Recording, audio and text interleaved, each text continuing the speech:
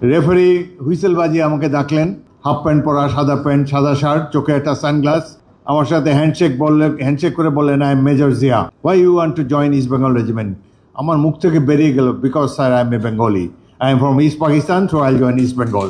আমি তো ভাগ্যে বিশ্বাস করি। এখন 82 বছর বয়স হয়েছে, মনে হয় যে নিজের ইচ্ছায় কিছুই করি নেই, উপরওয়ালাই পরিচালিত করেছেন। ডেস্টিনিতে যা লেখা আছে সেভাবেই সময় যাচ্ছে। কোনোদিন সামরিক বাহিনীতে যাব চিন্তা করি নেই। ফুটবল খেলা নিয়েই ব্যস্ত ছিলাম। ইতিমধ্যে জগন্নাথ কলেজে একজন অধ্যাপকের লেকচারারের চাকরিও পেয়েছিলাম, যোগদান করব কিনা ভাবছিলাম। সিভিল সার্ভিস সিএসএস পরীক্ষার জন্য প্রস্তুতি নিচ্ছিলাম, পরীক্ষাটি দেওয়া হয়নি। আমার পিতার খুব ইচ্ছা ছিল সিভিল সার্ভেন্ট হব, পরীক্ষা দেওয়ার সুযোগ পাইনি। পাকিস্তান জাতীয় ফুটবল দলের খেলোয়াড় ছিলাম।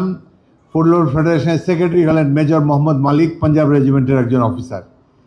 তিনি 2 বছর ধরে আমার পিছনে লেগেই আছেন, আর্মি জয়েন করো, আর্মি জয়েন করো, নাথিং লাইক আর্মি। এক সময় মনে হলো যে কিসে পরীক্ষা দেব, কত আর পড়াশোনা করব, ফুটবল খেলেও টায়ার্ড, যাই সেনাবাহিনীতে যাই। তখন বয়স হয়ে গেছে অনেক। আমার যারা ক্লাস ফ্রেন্ড তারা 29 PMAতে গিয়েছে আমার 7 বছর আগে। তারা 61 সালে জয়েন করেছে, আমি গিয়েছি 68 সালে। আমার বন্ধুদের ক্লাসমেটদের 7 বছর পর আর্মি এডুকেশন করে। এডুকেশন কোর কী জিনিস তাও জানি না। আর্মিতে আমার কোনো ক্লোজ আত্মীয় স্বজনও নাই। ভেবেছিলাম যে মিলিটারি একাডেমি কাকুলে গিয়ে বোধহয় পড়াতে হবে ছাত্রদেরকে। তারপরে সেখানে রোমান উর্দু বলে একটা ভাষা আছে, এটাও শেখাতে হবে সৈনিকদেরকে। তো কিছু না বুঝেই ফুটবল ভালোভাবে খেলতে পারবো এটা চিন্তা করে আর্মিতে জয়েন করলাম। ওখানে গিয়ে দেখি এডুকেশন করে সব চুল পাকা ক্যাপ্টেন, মানে ব্রিগেডিয়ারের কোর্সমেটরা ক্যাপ্টেন এখানে এডুকেশন করে। আমার তো মন খারাপ, আমি আর্মি ছেড়ে চলে যাব এরকম ভাব। এর মধ্যে আমার যে প্লাটুন কমান্ডার, তৎকালীন আর্টিলারির মেজর রাহাত আমানুল্লাহ ভাট্টি, পরবর্তীকালে ব্রিগেডিয়ার অবসরপ্রাপ্ত, তিনি আমাকে বললেন, you goofy, who told you to join Education Corps? আমি বললাম, স্যার আমি তো আর্মির কিছুই জানি না, ফুটবল খেলতে খেলতে এখানে চলে এসেছি। তিনি আমাকে বললেন যে তুমি অ্যাপ্লাই করো, you'll be of more use in a fighting arm, don't join army education core. তার কথা আমি অ্যাপ্লিকেশন দিলাম। তিনি তার ইনফ্লুয়েন্সিয়াল অফিসার ছিলাম, খুবই ব্রাইট অফিসার ছিল। তিনি জিএসকিউতে তার কলকাঠি নেড়ে আমাকে আর্ম চেঞ্জের জন্য একটি অর্ডার সেখান থেকে বের করলেন। জিএসকিউ থেকে আমার কাছে চিঠি এলো যে আমার রেগুলার কমিশন ছিল এডুকেশন করে, রেগুলার কমিশন সারেন্ডার করে আমাকে শর্ট সার্ভিস কমিশন নিতে হবে। তখন কিছুদিন পরে পাস আউট করবে 16 ওয়ার কোর্স, সেটাতে আমি যদি রাজি হই রেগুলার কোর্স সারেন্ডার করার জন্য রেগুলার কমিশন, তাহলে আমি ফাইটিং আর্মে যেতে পারবো। তো আমার প্লাটুন কমান্ডার বলে, ডোন্ট ওয়ারি, অনেক শর্ট সার্ভিস কমিশন অফিসার আর্মিতে জেনারেল হয়েছে, তুমি রাজি হয়ে যাও। তো আমি রাজি হয়ে গেলাম, সই করে দিলাম। তো আমি আমার কোর্সের ব্যাটালিয়ন সিনিয়র আন্ডার অফিসার ছিলাম, সেই কারণে বিশেষ বিবেচনায় আমার আবেদনটি মঞ্জুর হলো এবং ইস্ট বেঙ্গল রেজিমেন্টে যোগ দেওয়ার, ফাইটিং আর্মে যোগ দেওয়ার একটা সুযোগ পেলাম। কাকুলের মাঠে ফুটবল খেলা হচ্ছে 1st ব্যাটালিয়ন এবং 2nd ব্যাটালিয়ন পিএমের মধ্যে। আমি 2nd ব্যাটালিয়নের ক্যাপ্টেন। রেফারি হুইসেল বাজিয়ে আমাকে ডাকলেন। হাফ প্যান্ট পরা, সাদা প্যান্ট, সাদা শার্ট, চোখে একটা সানগ্লাস। আমার সাথে হ্যান্ডশেক করে বললেন, আই এম মেজর জিয়া, তুমি পাস আউট করে ইস্ট বেঙ্গল রেজিমেন্টে যাবে। My battalion is known as senior tigers, সেনাবাহিনীর সবচাইতে champion football team senior Tigers.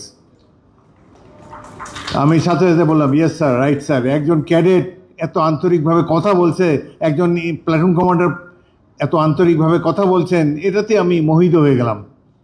তিনি আমার কোর্সে না, অন্য একটা কোর্সে প্লাটুন কমান্ডার ইনস্ট্রাক্টর ছিলেন। তো মেজর জিয়ার কথাটা আমার মাথার মধ্যে গেঁথে রইল। আমার কোম্পানি কমান্ডার ছিলেন পাকিস্তান আর্মির বিখ্যাত এফএফের 1ম ব্যাটালিয়ন, 1st এফএফের একজন অফিসার মেজর শাহেদ জান। তিনি আমাকে অনেক দিনই বলছেন, দেখো আমি আমার সিওকে বলেছি যে এই কোর্সের বিএসইউ পাস আউট করার পরে ফার্স্ট এফএফএ যাবে। আমি হ্যাঁ না কিছু বলি না, কোম্পানি কমান্ডার বলছে চুপ করে আছে। পাসিং আউটের আগে যখন চয়েস দিলাম ফার্স্ট বেঙ্গল, উনি পুরো আমার কোর্সের সামনেই বলেন, তুমি চয়েস দিয়েছো ইস্ট বেঙ্গল রেজিমেন্টে? আমি ইয়েস স্যার।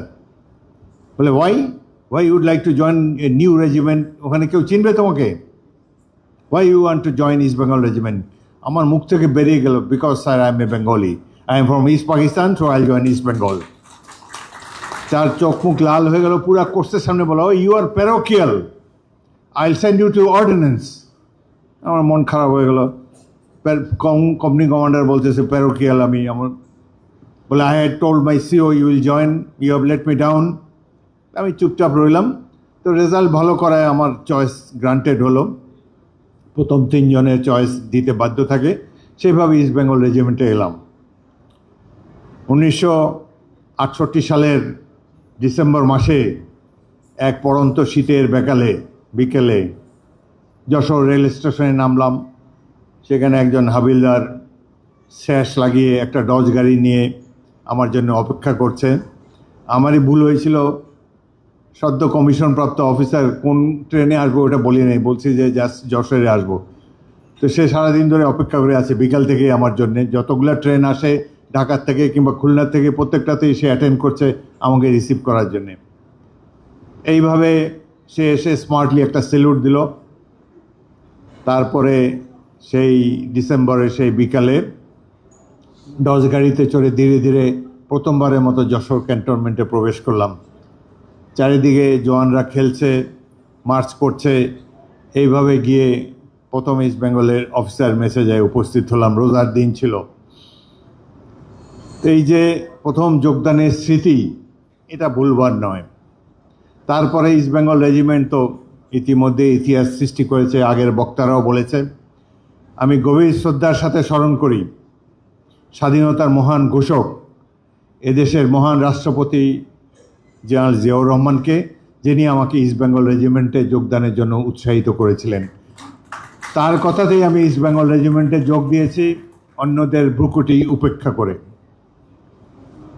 আমি গভীর শ্রদ্ধার সাথে স্মরণ করি ইস্ট বেঙ্গল রেজিমেন্টের প্রধান সংগঠক মেজর আব্দুল গনিকে। তার একান্ত প্রচেষ্টাই ইস্ট বেঙ্গল রেজিমেন্ট গঠিত হয়েছিল। তিনি একজন আনসাং হিরো, তার কথা বেশি লোক স্মরণ করে না। আরেকজন আনসাং হিরো হল 1971 সালে চট্টগ্রামের regimental commander brigadier Mahmudur Rahman Majumdar. তিনি স্বাধীনতার জন্য অনেক আগে থেকেই সোচ্চার ছিলেন, সঙ্গী অফিসারদেরকে প্রস্তুত করেছিলেন। পরবর্তীকালে তাকে গ্রেফতার করে পশ্চিম পাকিস্তানে নিয়ে যাওয়া হয়, যার ফলে তিনি এবং তার কৃতিত্ব জনসমক্ষে প্রকাশিত হতে সুযোগ পায়নি। আমি যখন জয়েন করি ইস্ট বেঙ্গল রেজিমেন্ট, তখন 7টা মাত্র ব্যাটালিয়ন ছিল। 5টা পূর্ব পাকিস্তানে, তৎকালীন পূর্ব পাকিস্তানে, 2টা পশ্চিম পাকিস্তানে, অনলি 7 ব্যাটালিয়ন্স। আমাদের যারা সিনিয়র অফিসার ছিলেন এত নলেজেবল, পাক্কা সোলজার এক একজন। আমার 2IC ছিলেন তৎকালীন মেজর কাজী গোলাম দস্তগীর। তিনি অফিসাররা আতঙ্কিত থাকতো তাকে দেখলে। আমার সিও ছিলেন একজন পশ্চিম পাকিস্তানি উর্দু ভাষী মহাজির কর্নেল জাইদি। তিনি আমাদের সামনেই বলে দিয়েছেন, এই ব্যাটালিয়নে যত দায়িত্ব আমার 2IC-কে দিয়ে দিয়েছি, আমাকে বিরক্ত করবে না, আমি খাবো দাবো ঘুমাবো, নিজে আমাদের সামনে বলতো। মেজর দস্তগীর যখন সিও হলেন, লেফটেন্যান্ট কর্নেল হলেন, আমরা থাকতে 69-এ, তখন দরবারের মধ্যে বিদায়ী সিও কর্নেল জাইদি বলছেন, আমি অত্যন্ত আল্লাহকে ধন্যবাদ জানাই, আমার চাইতে বহু গুণে দক্ষ একজন অফিসার কাজী গোলাম দস্তগীরকে এই ব্যাটালিয়নের দায়িত্ব দেওয়া হয়েছে। আমরা অনেক কিছু শিখেছি আমাদের সিনিয়র অফিসারদের কাছ থেকে। কোম্পানি কমান্ডার হিসাবে এই যে 150 জওয়ান, কে কটা বিয়ে করেছে, কটা বাচ্চা, এগুলো আমাদের মুখস্থ করতে হতো। তার সমস্যা কি জানতে হতো, সমাধান করার চেষ্টা করতে হতো।